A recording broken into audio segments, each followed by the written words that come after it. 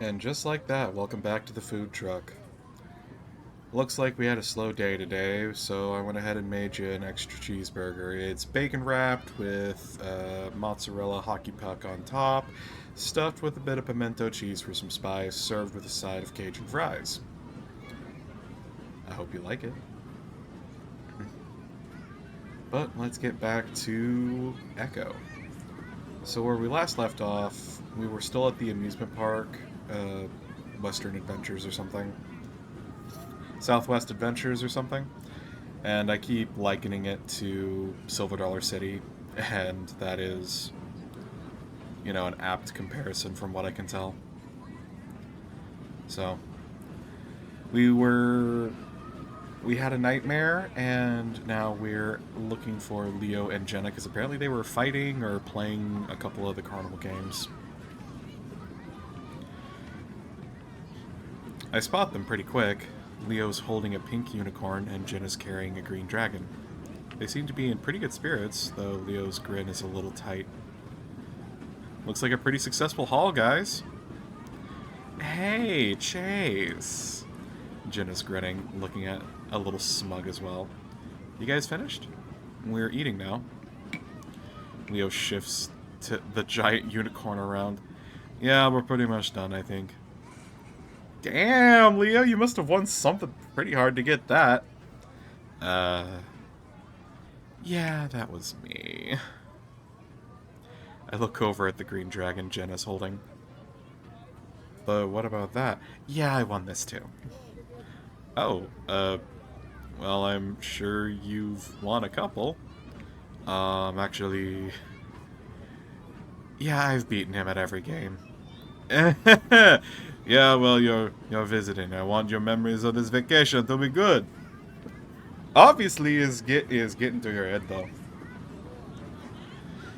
Oh, please. Chase, you should have seen his face. Sour grapes the whole time. Oh, really? I would usually stay out of stuff like this. Leo always got a little carried away when it came to competition, especially when I was around, but it was kind of funny seeing him act like this. Let's just go eat. Wait, there's a high striker. Why don't we show Chase who's stronger, huh? Leo, contemplate that for a second, but seems pretty confident about this one. He's literally almost twice the size of Jenna. I don't know if that's a very fair to you, Jenna. I mean, he lets that sit, and honestly, I have to agree. Jenna, though, gets a little fox gleam in her eyes. That I knew meant she thought she knew something we didn't. Afraid I'm gonna woo your ex? Wow, Jenna's going all out. My muzzle flushes under the fur, but that only seems to decide things for Leo. A confident smile replaces the sheepish one from before. Oh yeah? Oh, the smirk. Oh my god, the smirk. I have seen that. He flexes his shoulders and sticks out the stuffed unicorn to me. I stuff the last of the crust in my mouth and reached out to take it. Jenna does the same, and now I'm hugging two massive stuffed animals to my sides, tripling my girth. Alright, let's do this. Step right up! Test your strength! $3, 3 tries. Ring the bell, win a prize. I'd like a try. We have a taker. Big, strong wolf like you would have no problem at all. $3, please.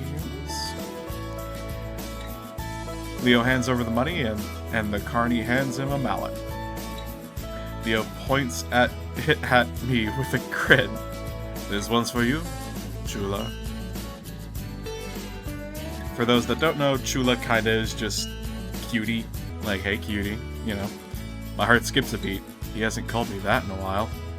But I decide to play along. Don't disappoint me, Leo. I really want that stuffed griffin. I point to the griffin on the carny's long shelf of toys. Sure thing. Leo spreads his legs, squares his shoulders, before raising the hammer and bringing it down hard onto the rubber-looking pad. It's a pretty hard hit, but the chaser only rises to about the 40 mark. Oh, almost, sir! Try again! Leo's brow furrows, and I'm not so sure this was a good idea. He raises the mallet again and grunts as he brings it down even harder, causing the contraption to shake a little. This time, the chaser shoots up to the 70 mark. Even better this time! Put your back into it! I can hear Leo growling a little as he raises the mallet a final time and bring it down with a snarl, all the muscles in his arms standing out. I'm pretty sure I feel the ground shake as the impact. This time as the impact causes more than a few heads to turn. This time the chaser only goes up to the 60 mark. Leo gapes at the game. So close! $3 more will get you 3 more tries. Would you like to try again? Nope. My turn. Jenna already has her money ready and hands it to the cardi. Oh, a little battle between the sexes, eh? Well, step right up, my fair fox maiden. How will you fare against the big bad wolf? Okay, so I gotta real quick. So, I'm just gonna let y'all know there's actually a trick that people tell me about where when you do this, don't keep the hammer straight. Don't keep your arm straight. You put one hand at the bottom, one hand at the top of the hammer, and you bring it down. Now, as you're bringing the hammer down, you let your arm that's up, the hand that's up at the top of the hammer near the head, slide down to meet your other hand, and that's, when it should be hitting. If I remember right, the explanation behind this is to let it, get the most inertia, because that's what you're doing, is leverage. Because physics is a cool thing. The further away, you are from, the point where it hinges, the easier it is to apply force to it, alright? So that's their little carny game experience with Papa Coco. Leo reluctantly hands the mallet to Jenna. Alright, beat 70. Jenna points the mallet at me, winking. Don't worry, Chase. I'll get that griffin for you. Leo snorts loudly, folding his arms and looking pretty annoyed. Good luck, I was hitting that thing as... Before he can finish, Jenna raises the mallet into the air and puts it into a graceful swing.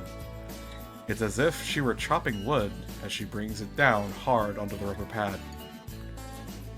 It lands precisely and cleanly, in sharp contrast with Leo's sloppy hits.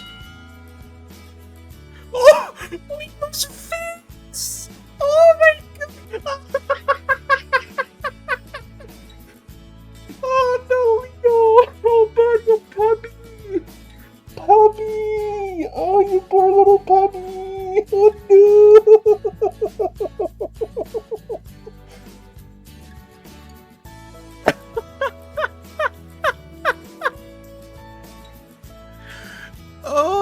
Oh, this is the face of a canine who's gonna get both of their cheeks squished. Oh my god, I love Leo so much. He's just a giant puppy.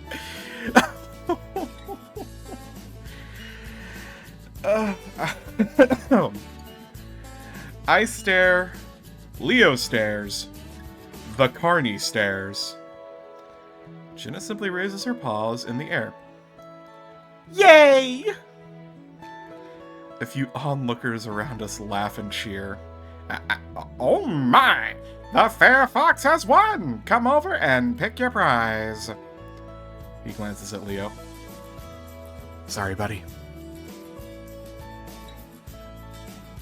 The feline shoots a sympathetic, but also amused smile Leo's way before turning to the onlookers. See that? A female fox half the size of this male wolf has rung the bell. Could one of you be next? Oh, don't. Leo looks mortified, but quickly changes his expression to a sheepish grin. He doesn't seem to want to look at me. Good job, Jenna. Jenna bounds back to us carrying the big stuffed griffin. Give those ones to Leo, so I can give you this.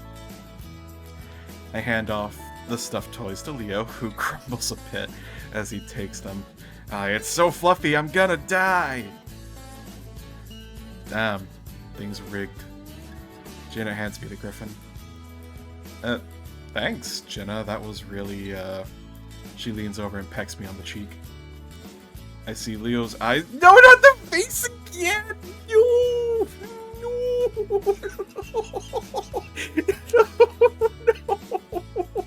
My puppy!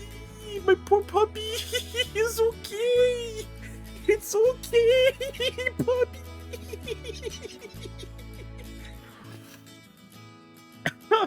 I see Leo's eyes widen as she does it, his ears standing up straight. Oh, that was nothing. Leo stands there for a few more seconds, working his jaw. Awesome! He turns away and leaves, his arm still wrapped around the giant stuffed toys. Jenna starts laughing. Jenna! Oh, hush, he'll get over it. He's just so damn fun to tease. God, she really is a fox. I have to agree, but no, not when I'm being used to do the teasing. He's still really sensitive about the whole thing. You guys talked it over, didn't you? Anyway, aren't you gay? I take a deep breath. Oh, hold on. I recognize another important decision when I see it. So I know Jenna has a route, but I don't know where the branching paths diverge, so I'm just going to keep kind of saving these, and I might have to look up. I'm sorry, I don't want to cheat, and I want to experience this kind of genuinely as I can, but I do have a soft route order that I would like to play this game in, and it will, because I've been softly advised about things, and I want to go for Flynn first, then rewind, then do Carl, then rewind, then do Jenna, then rewind, then do Leo, and then I've been told TJ is best last. So I don't know where the routes converge, or branch.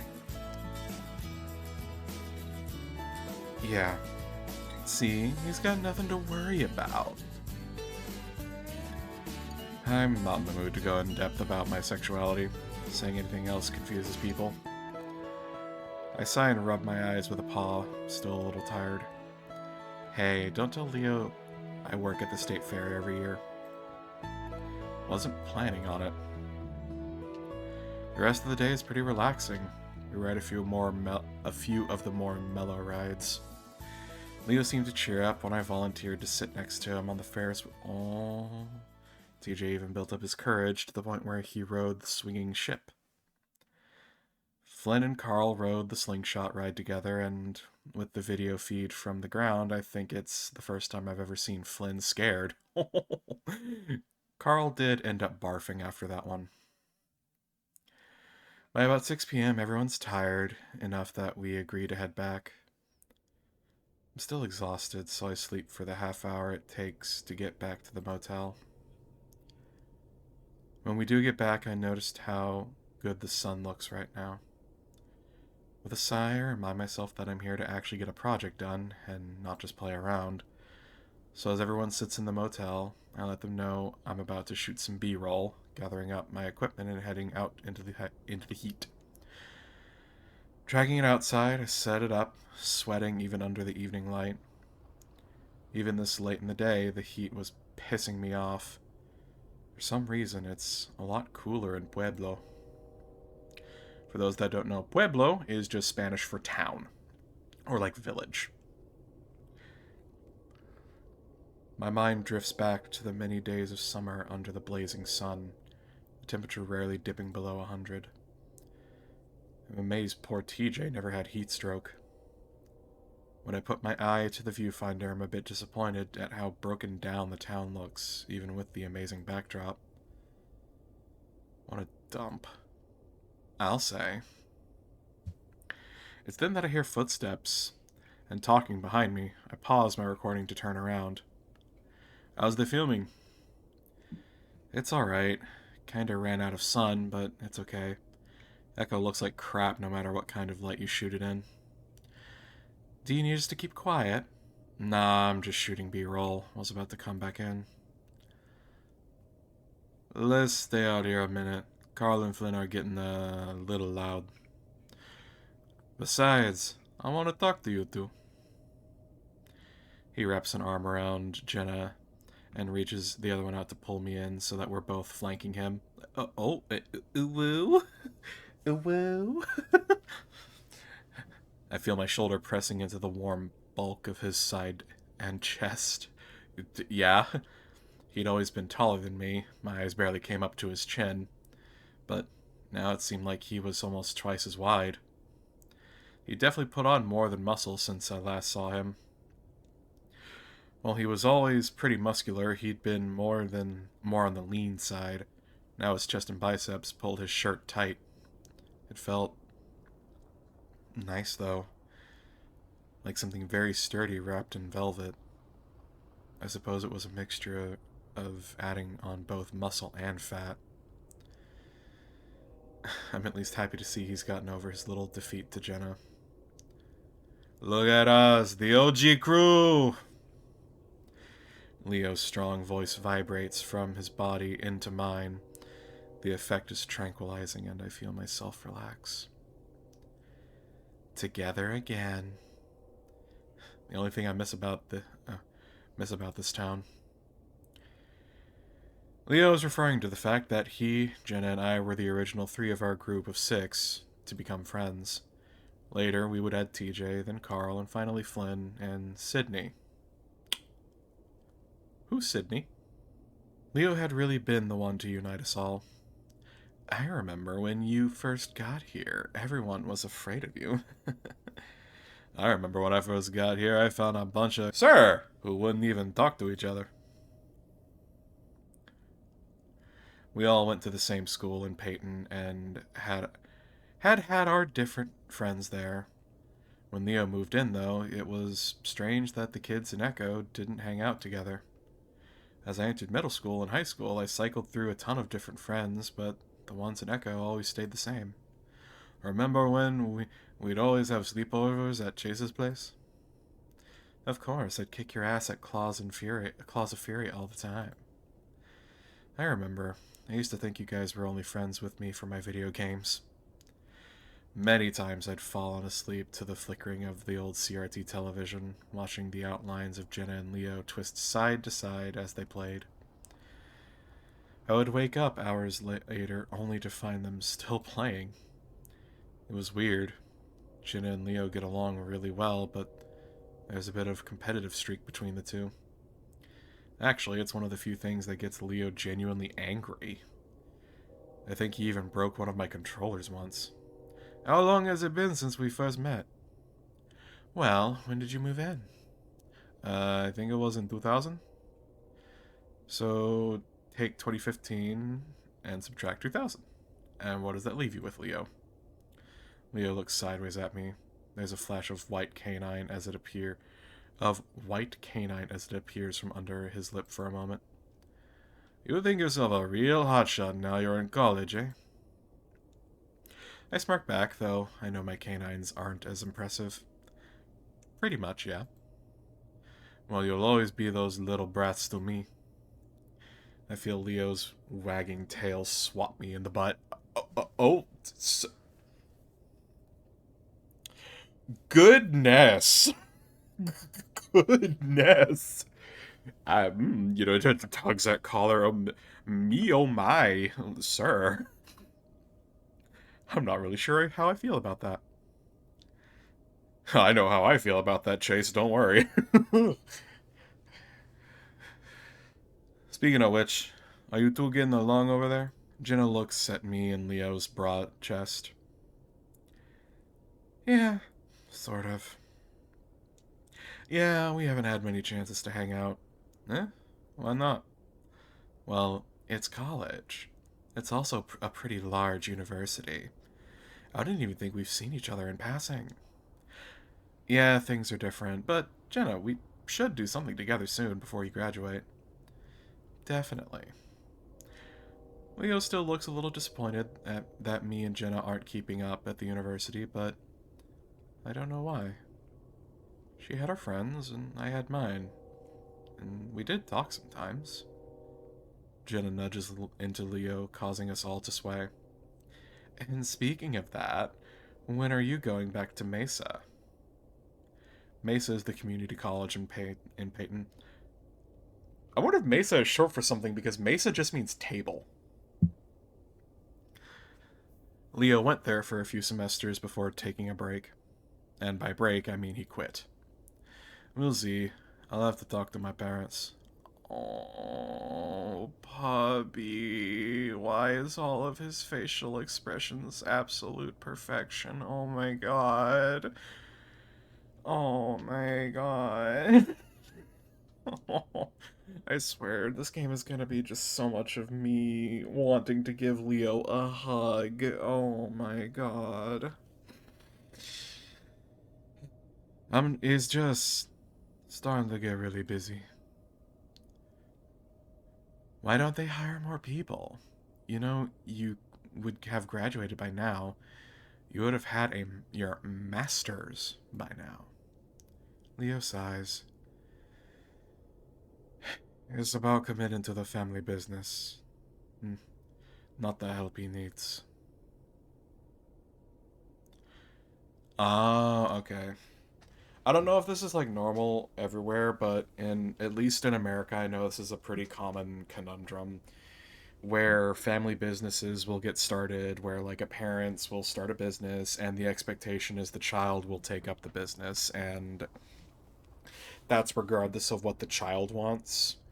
And that is just an unfortunately very common thing to happen in America, at least, especially, with how things have been going in the last 20 some odd years, how difficult it is to start a business and keep a business.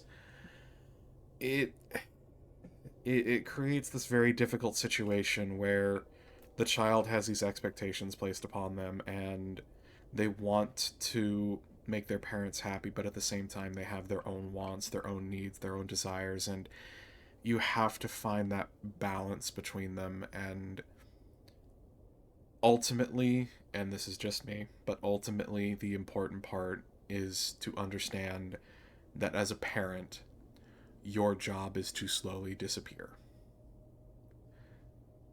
First, you carry them everywhere, then they learn how to walk. So then you hold their hand, then they learn how to run. You have to feed them until they learn to feed themselves. You have to wake them up until they learn how to get up and get dressed on their own. They go to school, so you don't have to watch them constantly. And then they move out, so they don't have to have you take care of them. And eventually, they are who they are going to be. And that's the bittersweet thing about raising children. Jenna rolls her eyes, blowing out some air and ruffling the tuft under her head, or fur on her head. Wolves and their families. You should try thinking about and speaking for yourself sometimes. If I hadn't done that, I'd still be stuck in that crank house. Jenna flicks her head vaguely in the direction of where she used to live. Jenna is the only one aside from Carl who has family still living in Echo. I wonder if she's going to visit them, even though I'm pretty sure I already know the answer to that. I see Leo tighten his arm around her shoulder, but she goes on without missing a beat. And you can start with our otter here. I look up, caught unawares. What? Jenna, I'm serious. Jenna puts her paw up in Leo's face, cutting him off. I am not going to spend this entire week with you asking me when or how you should do it. Let's rip off the band-aid now. Chase, Jenna. There's a warning tone in Leo's voice as he pins back his ears and drops his arms from our shoulders. I already know what's happening. It's been a long time coming. I take a step back and fold my arms, looking to the side. Chase, Leo has something to say to you, and yes, it's about that. Now I'm going to head back in and make sure Carl didn't light up in the bathroom. Jenna!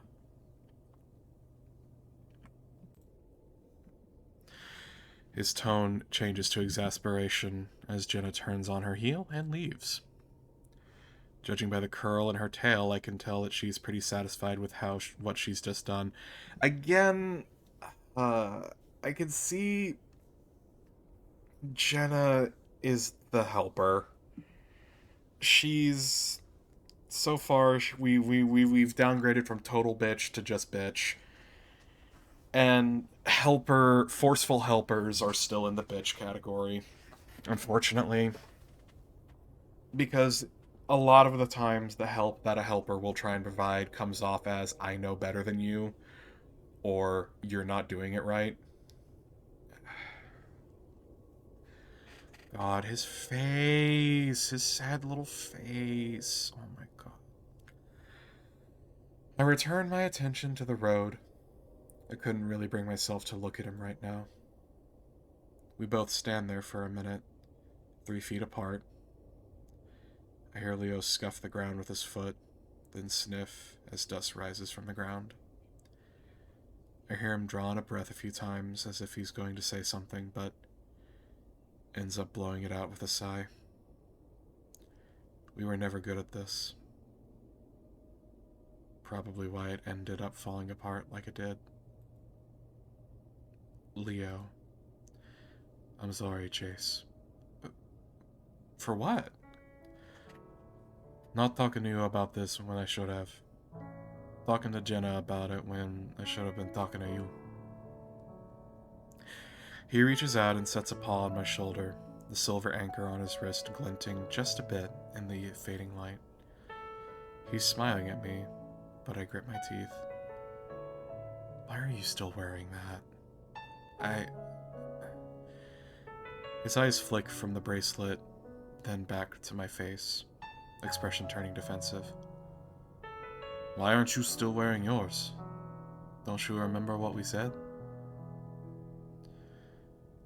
I sigh, looking at the scattering of clouds behind Leo's head.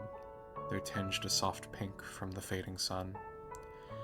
The sunset is almost the same color as Leo's fur. Leo, we were teenagers. That's not an answer. He cuts me off and I look back at him. I told you, they weren't love bracelets. They weren't just about our relationship. They were about everything. Our friends, family, memories.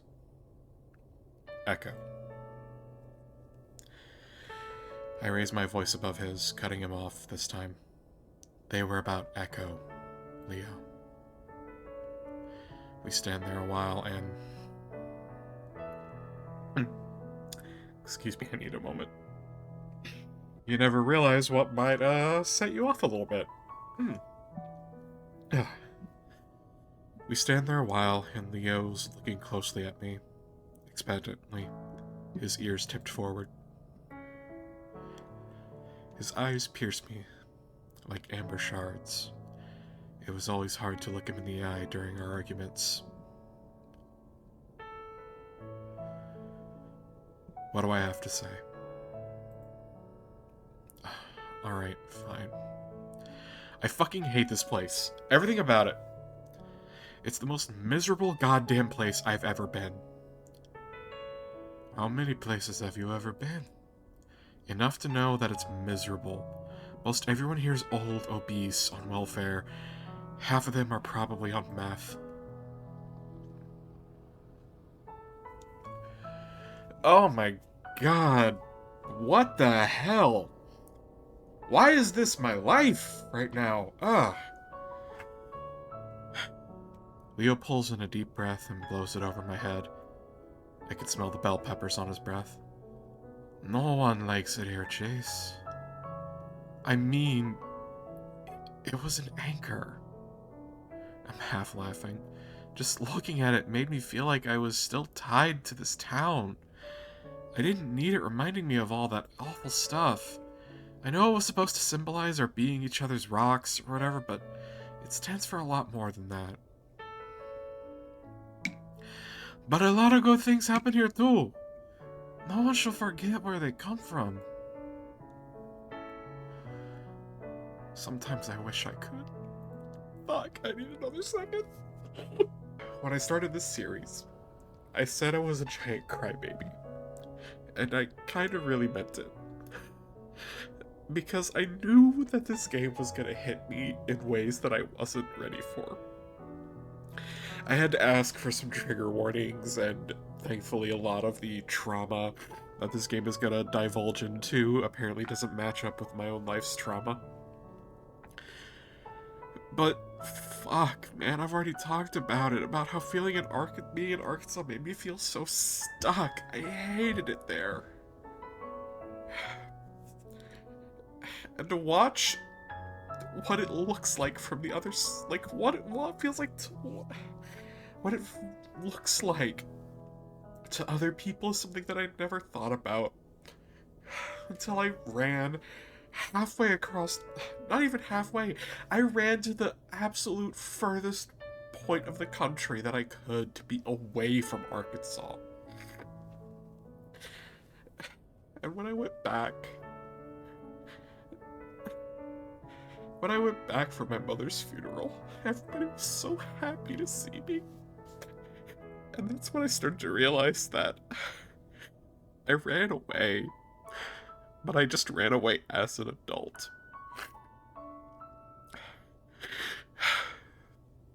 But okay, I'm gonna keep crying, and if I just break down in actual sobs, I will edit it out. But if I'm starting to crack up a little bit, I'm gonna keep that in, because there's nothing more beautiful that a story can do than touch someone in such a powerful way as to make them cry. And I don't know the names of all the authors, but they deserve to know that this game is important to so many people, and it touches them in ways that they can't even begin to imagine. At this point, Leo's deflated a bit, going into a slouch, his ears lowered. Wait. You said was. You didn't get rid... No, I still have it. It's just in a drawer in my dorm room. Honestly, if it was anything else, like one of those infinity bracelets we saw, I wouldn't have trouble wearing it. Well, fuck, why didn't you say anything when we were buying them? I didn't know it was gonna be a problem. Leo takes in a deep breath again before blowing it out, puffing out his cheeks this time. Puchica, Walter. From what I understand, Puchica just means like wow or jeez. You know, just that like surprise or a little exasperated. He puts a paw to his eyes and holds it there for a few seconds. It's a pose I'm pretty familiar with. Even though I haven't seen it in a few years, I'm hit with a wave of memories, mostly of me frustrating or embarrassing Leo somehow. We decided on anchors, mostly because they looked pretty. Leo had referenced some wolf metaphor about roots and how we're always drawn back to them. Also some bullshit about how otters were great sailors, but really it was just the aesthetic. For some reason over the years, I began to associate the anchor with being stuck in Echo. It was when I started connecting the anchor to Sydney that I'd taken it off. It was too much. Anyway, Leo brings me back to the present, and I focus back on him. What I was trying to say was that I'm still not okay with how you left. Leo, I said I was sorry, and I still am, or how you stopped talking to me for a while. Okay, I was a kid. I thought I had a good tactic, like Jenna said, rip off the band-aid, you know? We did start talking again. It was more like you punching me in the gut than kicking me in the balls. The problem was that you didn't even give me a chance to say anything. Or at least tell me why before you broke it off. I stay silent for a while, then finally look up, setting my jaw. Like I said, I was young and dumb. I didn't know how to handle it. I can keep apologizing or we can move on and make the most of this. We only have 1 week, and I want to have fun.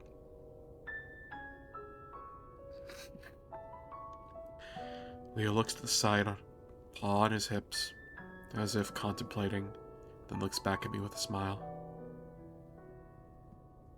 Alright, fine, but don't think you're off the hook. I still want to talk soon. Soon. Just not right now. I stand there awkwardly for a few moments, and because it feels appropriate, I step in to give him a hug.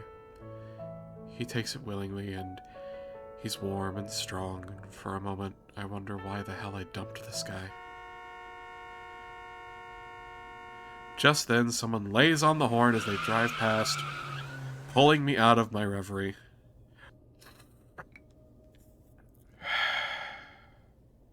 I lean back so I can watch the scar speed down the empty road. Leo keeps holding me, and he just chuckles. Echo hasn't changed much, has it? No, it hasn't.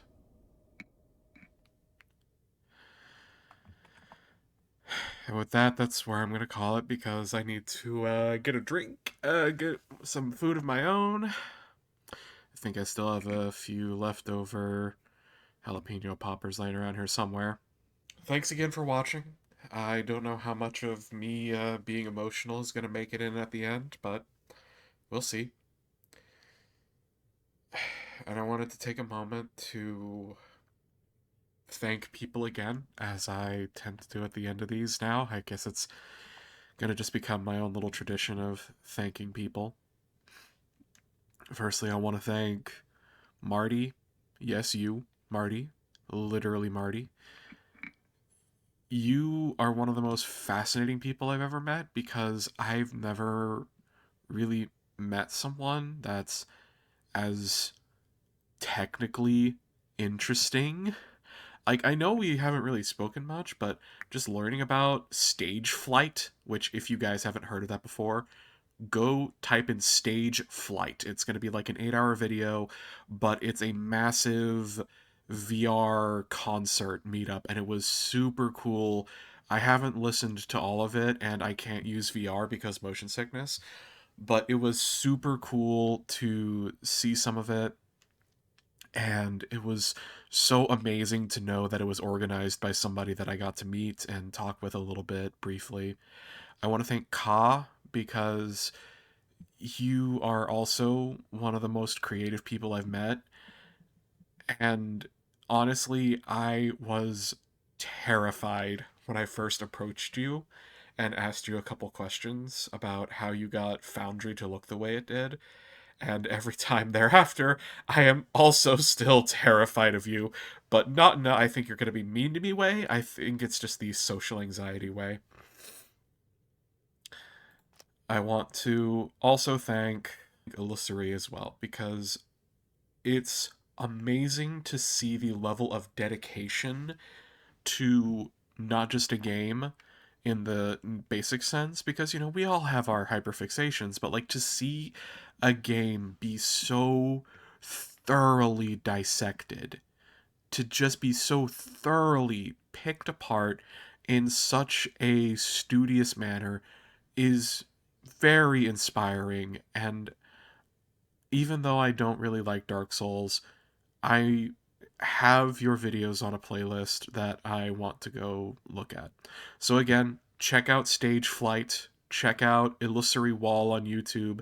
He's done a lot of videos of disc Dark Souls, and he's also done a few videos that explain things like how the bridge works in Lethal Company, which there's so much that goes into explaining that and testing that, and it's so impressive.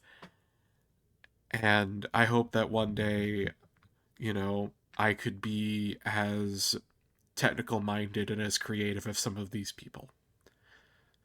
So, thank you all, and I'll see you on the next one.